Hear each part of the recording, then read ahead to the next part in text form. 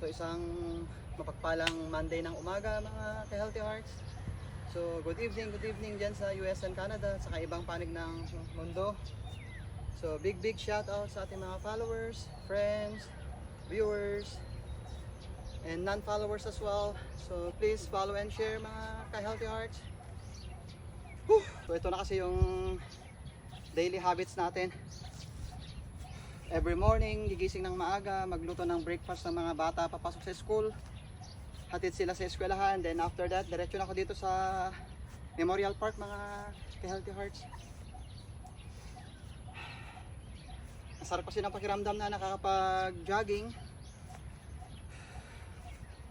Nag-exercise na tayo, nagbabawas pa tayo ng timbang, nagiging mas healthy pa tayo. So yun yung benefits na nakukuha natin sa pag-jogging, sa pag-exercise mga ka-Healthy Hearts.